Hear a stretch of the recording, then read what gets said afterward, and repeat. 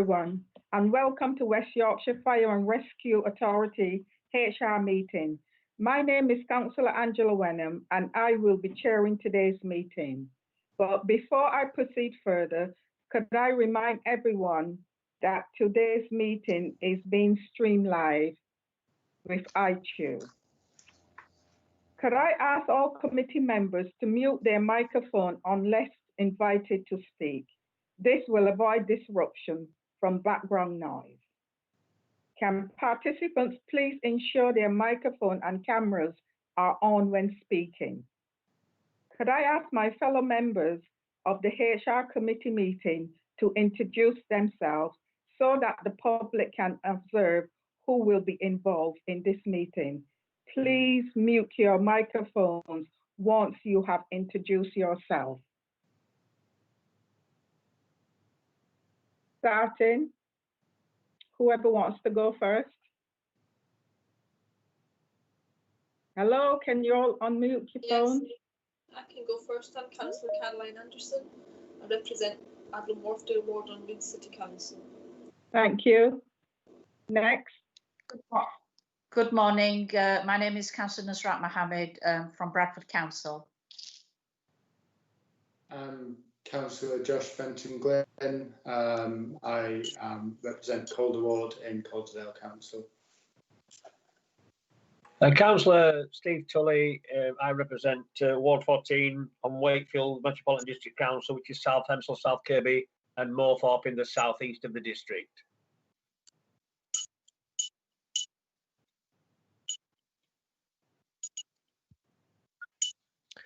Hi, I'm Councillor David Jenkins, representing Killybeck and Seacroft in the Leeds City Council area.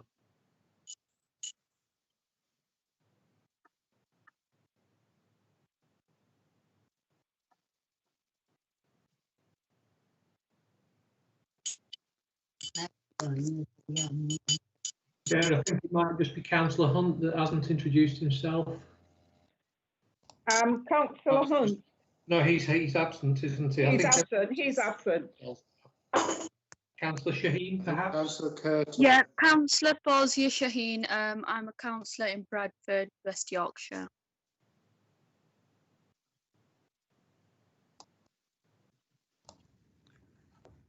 Right. I'm Councillor David Curtin, representing the Hippodrome and Lightcliffe Ward of Calderdale Council. Right. Well, that's the introduction. Now I'll commence the agenda for the meeting. Minutes of the last meeting held in January. Chair, there's perhaps just one matter arising for members' interest, which is in relation to item 9, which is the pension scheme dispute update. Members may be interested to know that the government issued further consultation regarding pension remedy, and the executive committee this morning agreed a response to that consultation. The closing date is October the 11th, so that will go back today. Yeah. We'll update members further when we receive any further guidance from the government on the remedies for the pension dispute. Right, thank you. Right. There are two apologies. It's Councillor, sorry, I'll get my papers. Councillor Janet Sunderland and also Councillor Richard Hunt.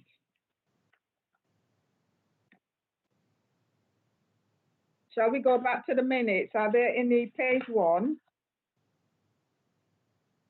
page 2, and page 3? Are there any amendments to this minutes of the last meeting? No, Chair. Right, thank you. Any urgent items? That's been dealt with. Chair, we've not been notified of any urgent items for your attention. Thank you. Admission to the public.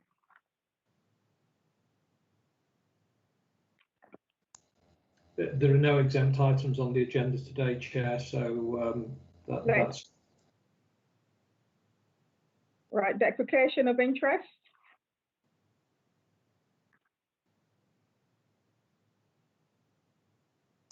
Chair, if any members have any interest in any items, they should declare them to you. No declarations have been received. Right, then let's move to the agenda now. Page 9, item 6. This is request for approval today. Thank you, Chair. I'll take that one. So this is the HR activity report, period April to June 2020. Sorry, So Christine, on page, item 6 is the Treasury Management account. The Treasury Management Sorry. account. Alison Wood. Wood to take, please. Hi everybody, yeah, I'll take that one. So this is asking for members' approval to approve a new Treasury Management accountant post within the finance team. So at the moment we actually get our Treasury Management skills from an SLA with Kirklees Council, which costs us £26,500 per year. Now this equates to about 1.5 days per Treasury Management work per week for the authority. So by appointing a Treasury Management accountant at the fire, we're actually gaining an extra 3.5 days. Now, the Senior Finance Manager used to be in this role, and Kirklees have actually confirmed that there will be a transition period and that they won't leave us high and dry and there will be full training given. So 2.4 gives the benefits of actually bringing Treasury Management in-house. So improved reporting on Treasury Management. So at the moment, I actually receive Treasury Management reports via the SLA on a monthly basis. By having the accountant based in finance at fire, I can have those reports on a daily basis if I so require. Also, the person that is completing the post at the moment for us, if he was to actually leave, we have no input in his replacement. There is quite a duplication of work that goes on at the moment. So we provide information on our revenue and our capital plan, which is then got to be produced at Kirklees, and then it comes back to us. There's no duplication. And I think most importantly, it's going to give that extra resilience within the finance team. So invariably this post will assist the senior finance manager in the management of the team by giving more support to budget monitoring and closure of accounts.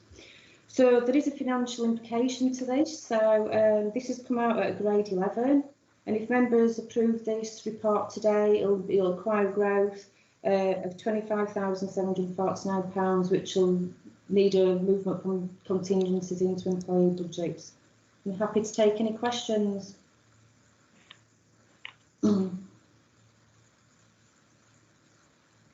Right, Councillor Carol Anderson. I was just wondering why this had never been considered before. I think it's always been the easy option, perhaps, to use Kirklees and the SLA. And I think just to review, I've had it since I've come to post. I've actually sat back and had a review of how we do things, and this just seems a natural option for us to do. It gives us control of our borrowings, investments and banking. Not as though the service is bad from Kirklees, but I think it'd be better if it's done in-house and more resilience for us. Makes complete sense to me, but I just thought it just seemed to make sense. Why hadn't we thought of it that way? Thank you. Thank you. Any more questions? Can we move acceptance? I'll say that. Okay, that's fine. It's moved. It's approved. Thank you. Thank you. Right, let's move on now to page 19. Agenda item 7. And this is seeking approval again.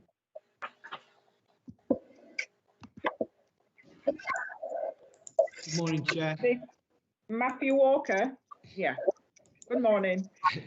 Good morning, Chair. Good morning, councillors.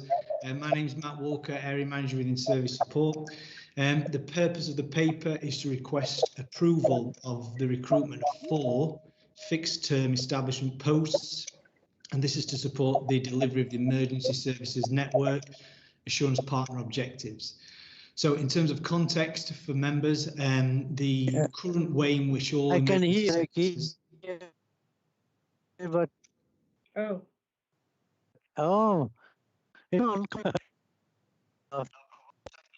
thank you. Bye. Sorry about that. Can you move? Oh, carry on. Sorry. No problem. So just for members' awareness, we currently communicate through emergency services through something called the Airwave system, which is a one-dimensional system. A number of years ago, the government, through the Home Office, decided to change that because the resilience wasn't particularly what we needed it to be. And also we wanted to improve how we communicate across all emergency services. So they took on what would be the new emergency services network. The scale and complexity of this transition is huge. Over 300,000 emergency workers, 60,000 vehicles, 200 control rooms across police, ambulance and fire. To allow the Home Office to assure that transition is done in an effective and efficient manner, they approached a number of organisations, 2 fire services and 3 police forces, to act as assurance partners on behalf of the Home Office. The assurance partners were requested due to the due diligence that they've shown in previous large-scale projects, the skill of a number of employees within those departments and within those services, for instance, finance and control. And it was really pleasing that they approached West Yorkshire to lead this. So West Yorkshire Fire and Rescue Service has been approached by the Home Office to assure the emergency services network on behalf of the Home Office. To allow us to do that, they have provided us with a funding settlement, which means it will be cost neutral, and it allows West Yorkshire Fire and Rescue Service staff to be at the forefront of this transition. The development opportunities are fantastic for the staff that will be subject to your approval, that will be put in these posts to work on a national scale. But not just on a national scale, we'll be at the forefront of the emergency services network, and that will allow us to transition over with the help of the Home Office.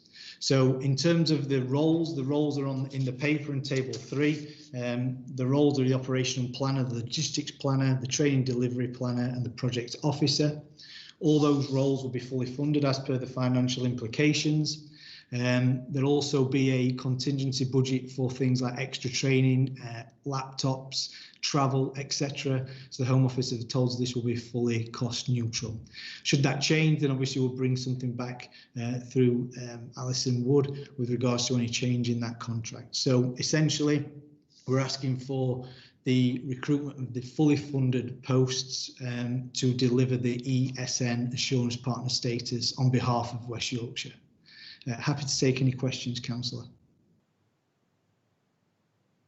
Councillor Caroline Anderson. Thank you, Chair. I just had a query about paragraph 1.3. It says partner for the south. Should it not be partner for the north? Yeah, Councillor, no. So what happens is the country's been split into 2, and the indicative decision was that we would actually do the south and Merseyside would do the north. Oh, right, I see. That's fine. I didn't realise that it would be 2 northern partners. Yeah, so I think in terms of what that may look like, the discussions that we're having at the moment is that it will be very much a holistic approach between ourselves and Merseyside to deliver it across the country. Yeah, that's fine. Thank you. Thank you. Councillor David Jenkins. Hi, I've just got a quick question. Sorry, it's a bit, the sound is a bit odd. 3.1 says the post over 15 months and then 9.3 over 18 months.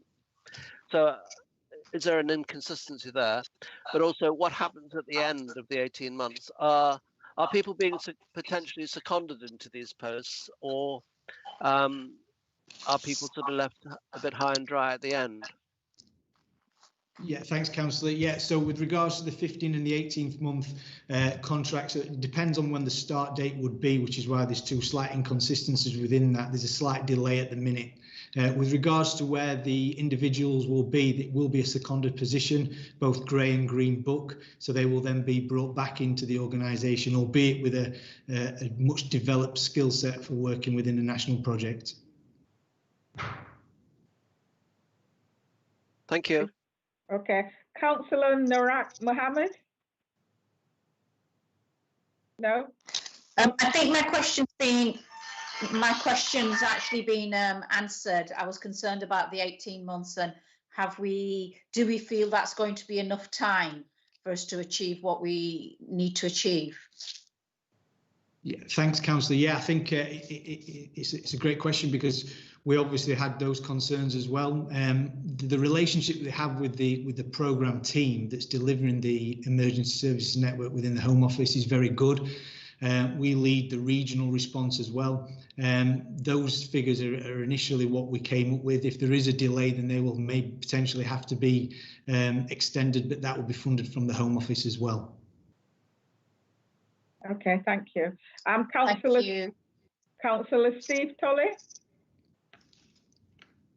Hi, it's a cost neutral exercise, and can I suggest or put to the meeting that we approve the recommendations contained in this report and proceed with it? I'll second that. So that's approved the meeting, then it's approved. Thank you. Thank you, Chair. Right. Let's move on now to page 25, item agenda number 8, and that is Scott Deegan. It seeks for approval.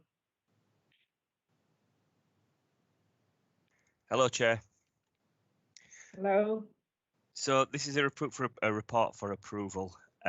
What we're asking for is for members to create 5 non-established posts which will be used to research, procure and implement the new mobilising and communication system for West Yorkshire Fire and Rescue Service. We're asking for approval to run these posts for 3 years, or in the region of 3 years.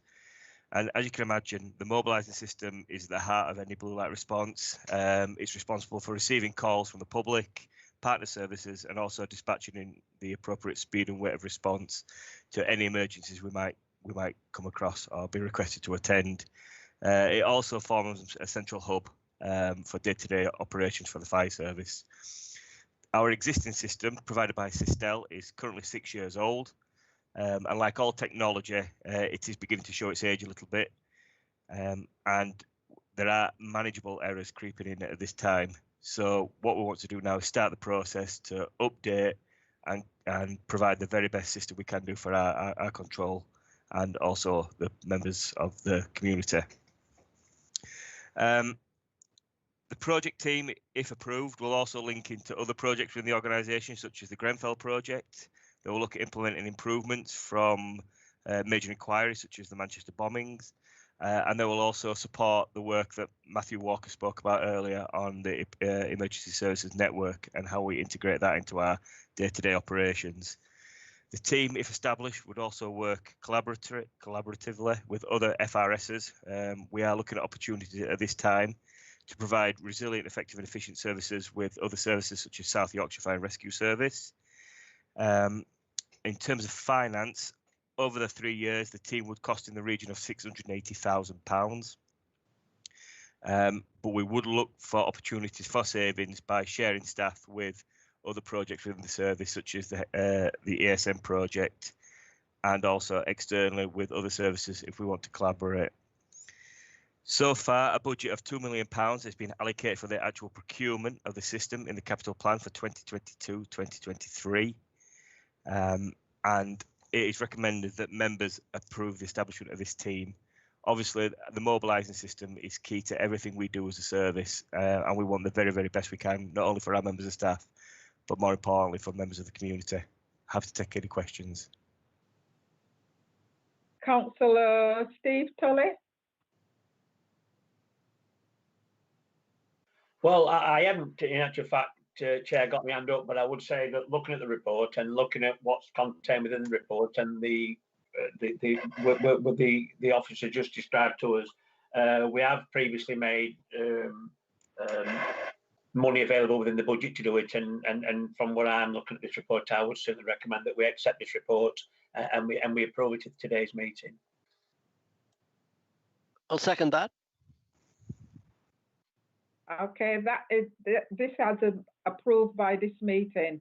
Let's move on to page 33, item 9, Human Resource Activity Report. And this is Joanne Hardcastle.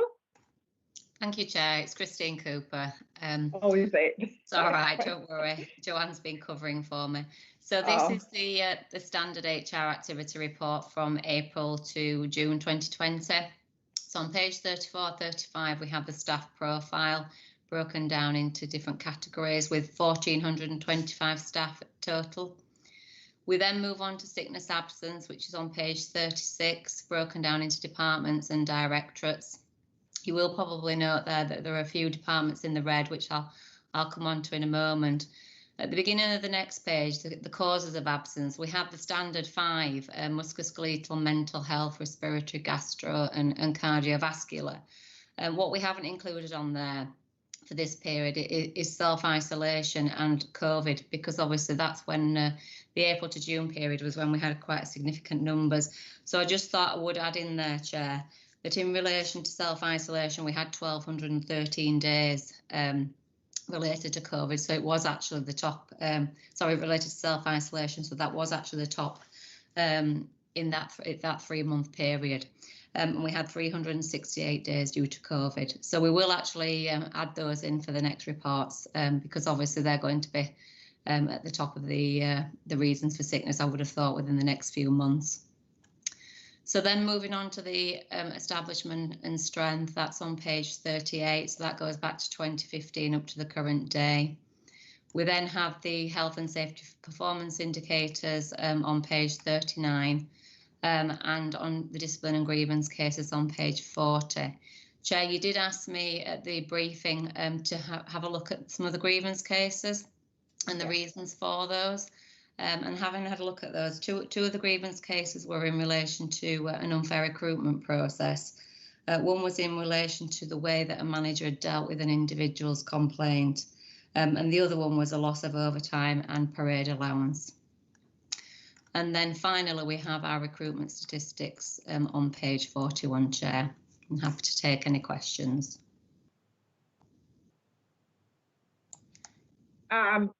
Councillor Joshua Fenton Glenn. Yeah, just a quick one, because I had noticed the kind of discrepancy in the numbers, which I assumed was due to COVID. I'm just curious, because we've got a lot of public-facing staff, what the bar for people being asked to self-isolate is.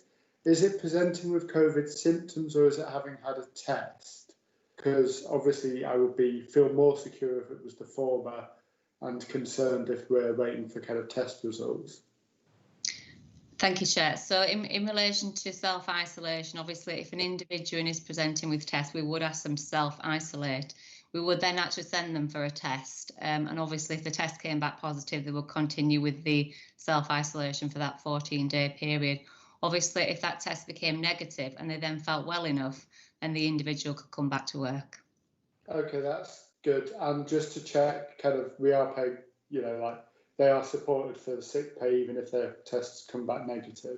Yes, that's correct. Yes, and for self-isolation and for COVID, we make sure we pay them full pay, but also it doesn't go against their sick record either. Thank you, I appreciate that. Chair, can I just add to that, because there's quite a few other circumstances in which self-isolation would be appropriate. So it's not only the circumstances that Christine described there, but if a member of a staff member's household starts to display COVID symptoms, they also have to self-isolate as well, pending the outcome of the test. And in addition to that, what accounted for a really significant amount of absence over the period that we're looking at was the government's guidance on shielding. So people who were clinically vulnerable were asked to refrain from work. Now, for us, that had a mixed impact because there were certain support staff that could continue to undertake their duties from home. But if you think about firefighters, control staff, storekeepers, mechanics, anyone that fell into the clinically vulnerable group was off work really for between 3 and 4 months over that period. So in terms of absence, that had a really significant impact on us. But as Christine said, in line with the national conditions of service, no one suffered any pay detriment as a consequence of that. And just to check, what happens if colleagues where they've been doing overnight shifts come down? Were they also asked to self-isolate in those circumstances? Yeah, I mean, we have COVID secure workplaces, so we're hoping that the impact the impact has been minimum, and we hope that continues. But yeah, anybody displaying symptoms is removed from duty immediately. And what about their colleagues? Colleagues, not if they're working together in a COVID secure environment. So what we are doing is following all government guidance on this, and it depends whether they've been in close contact. So for the majority of staff, that means being within 2 meters for more than 15 minutes. Where it does present an issue at the moment for us is if firefighters actually respond to a shout on a fire engine, then we are unable to maintain social distancing. So that may constitute a close contact. So we're currently in discussion with Public Health England over the effect of personal protective equipment and whether that would mitigate that close contact. But this is really an ongoing scenario that we're trying to manage, because what we don't want to do is to have whole watches taken out as a consequence. So we're reinforcing the need for social distancing on stations and working with Public Health England to ensure appropriate mitigations are in place when staff respond on fire engines. Do the FBU have any advice on this in terms of the health and safety implications? I don't think they have any advice on it, Chair, but the FBU are fully consulted with all the measures that we're taking and have raised no concerns. And to be fair to the FBU and the other rep bodies, have been very supportive in the efforts that we've made. Thank you, Ian and Christian. Really appreciate that. Any more questions? I would just like to thank. Chair, sorry, Councillor Mohammed's trying to get in. She's waving her hand rather than. I see. Okay, then. Yeah, sorry. Yes, Mohammed. I'm so sorry. I can't seem to find the button that kind of helps me to put my hand up. That's why I'm waving. But just out of interest, are we getting any financial help from the government in terms of COVID and the amount of time that staff are having to rightfully take off if they fall into those categories? Chair, there's not financial help specifically to deal with staff absence, but there is general financial help, which I'm sure Alison will be delighted to explain to you. Yes, so Councillor Mohammed, the government actually gave us 2.1 million in COVID grants, so received 435 in March and an additional 1.7 million in end of April. So any costs associated with COVID-19 were actually coding to this specific grant. So financially, there's no detriment at the moment. Brilliant. Thank you. Super. Okay. Thank you. As I said, I must thank Christine Cooper for the explanation about the grievances. Thank you. Any other questions? No problem, Chair. Thank you. No questions? Right, thank you. Let's move on then to page 43, agenda item 10, annual accidents analyst report. And that is Mark Dixon. Thank you, Chair. Good morning, everyone. It's Mark Dixon, Occupational Health and Safety Manager. Oh, can you all hear me? Yes. Brilliant, thank you. So this is the annual accident analysis report that covers the period April 19 to March 20. It's something I do every year, and I've been presenting this paper now for 15 years. And I have to say this is a really good news story. I won't go through it line by line because obviously there's quite a lot of detail in the report, but I would just like to highlight a couple of main points, if I may, Chair. So in this period, we had just 100 reported accidents in the period, which is down 28 accidents compared to the previous year, which is a 22% reduction. And as I said, going back 15 years, this is the lowest number of accidents that we've ever reported in a year, so it's really good news. If members were to have a look at the appendices to the report, I'm not quite sure what page that is in your bundle, but it's Appendix A to my report. You'll see the various graphs there showing the 15-year trend going back to 2005. So you can see all of those graphs are all showing a real significant downward trend, which is really, really encouraging. The first graph on Appendix A, if you look at the peak in 2010-11, we had 299 reported accidents. So you can see in terms of the comparison of the peak of that point compared to where we are at the moment, we're down 66%, which is a massive reduction, which I say is really, really encouraging. One of the reasons that could contribute to a reduction in accidents is a reduced workforce and indeed a reduced number of operational incidents, because clearly it would make sense that the less staff you have and the less operational incidents you are attending, that the chances are that you're having fewer accidents. For the period last year, we saw a 2% reduction in staffing and a 1.2% reduction in our operational incidents. So this goes nowhere near to accounting for the full 22% reduction of accidents over that period, which I do believe is down to better health and safety management in the workplace, which is something that we all should take some credit for. The report also then goes on to look at analysis of our top 5 of priority topics, as we call them. So ignoring the accidents that result in just first aid and no lost time, we identify the top 5 causes of accidents, and those are listed in the report. The causes of those are well known to the authority, and whilst the numbers of or the priority order of those jump around a little bit, those top 5 have been the top 5 for a number of years, and certainly manual handling has, with the exception of 1 year, I think, been the #1 cause of accident. So they're nothing new to the authority. So the report then goes on to look at the analysis and breakdown of activities that are going on within those top 5, and usually I can normally make some recommendations in terms of actions that we can look at to prevent recurrence. But in this year's report, and I think it was the same in last year's report, there are no recommendations made, because trying to identify trends and patterns now is becoming increasingly difficult because the numbers that we're talking out at are so small. Some of the examples in terms of breakdown are 1s and 2s. So whilst that's really good in terms of identifying trends and patterns, becoming more and more difficult. But that said, I still think it's a worthwhile exercise to undertake, and I will continue to do that piece of work year on year. Other point worth mentioning is that costs are down. We do attempt to cost accidents. So whilst these aren't direct costs, they are sort of missed opportunity costs. And we look at things like accident investigation costs, lost time, any litigation that comes from accidents.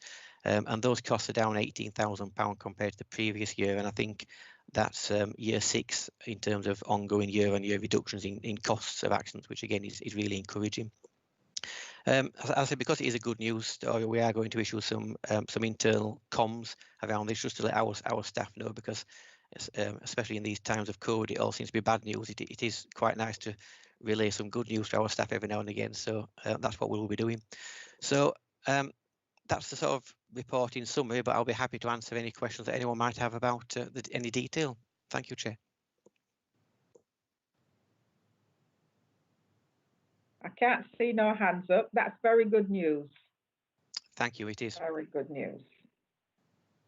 Okay, very, very good news. Keep it up. But we still need to improve on it. Try my best. Right, let's move to page 55, agenda item number 11, equality data monitoring report, and that's Jill Cockburn. Good morning, everyone. Good morning. Firstly, can I apologise? Somebody's just started cutting trees outside my window, so if there's some background noise, apologies. Good timing. So this report is the equality data monitoring report, which we publish annually. showing the equality data for the previous financial year. So this one's for 19 to 20. For the first time, we've been able to include data about sexual orientation and religion. And we do recognise that there is a lack of data, and we are in conversation with comms about how to address this. The data we use does rely on staff self-inputting into the access system, and the access system's it's quite new, so we've been using it for the last year. And we do need to encourage more staff to complete it. We did run an equality data campaign last year, and we got some improvement in our figures, but we appreciate that there is more to do with that. The main headlines from the report are that we have an increase of female firefighters by 1% in whole time and retained staff. That's slightly above the national average. We also see that whole-time staff are showing an increase in the declaration of sexual orientation, which suggests that there is a bit more confidence in the workplace for people to be able to declare that and be themselves. Within the data categories, staff can choose the option prefer not to say, and we can see throughout the report that that is being used quite a lot by staff. We are going to look at a project to sort of see how we could establish if this is due to staff not being comfortable with sharing that information with us, or whether it's just personal preference. So if you've got any questions about the report, I'm happy to take them.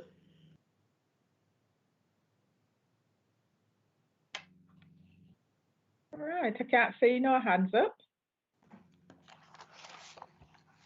Okay, thank you, Jill. And let's move on then to page 77, agenda item 12, that's equality framework action plan update. And that's me again. That's Jill again, yes. Yeah. Thank you. So this report gives an update to the Equality Framework Action Plan up to March 2020, and an update of the projects and initiatives that the D&I team have done the previous financial year, again up to March 2020. It's just for information for authority members to see what we are doing within the organisation to promote diversity and inclusion. More work has been done since the production of this report, particularly within positive action, and I have updated the positive action section since we had the chair's briefing. That's moved on quite significantly since the previous update. So that's all in there now in the first section of the Equality Framework Action Plan, and the steps we've taken for this recruitment activity that's happening at the moment. Happy to take any questions.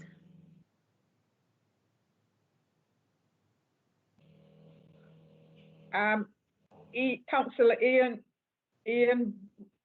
Bradwood, yeah. Chair, I'm not a councillor yet, so. Oh no, not a councillor. Sorry about that. Chair, I just wanted to just really say something about the work that Jill and a very small team have done both on this report and the previous report.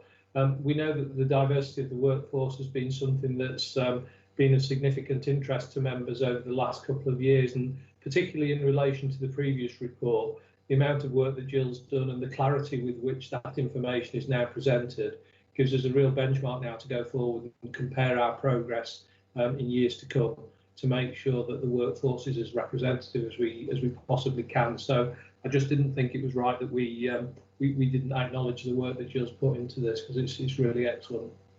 Thank you. Thank you. I do agree with that. I do second that. That's it. No more questions. Okay. Well, thanks everybody. There's a hand. Oh,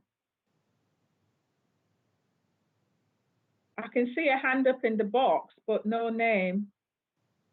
Chair, I think it's me, which I'm just about to lower. Okay, right. Thank you. Well, that concludes the HR meeting for today. I would like to thank all members that have taken part.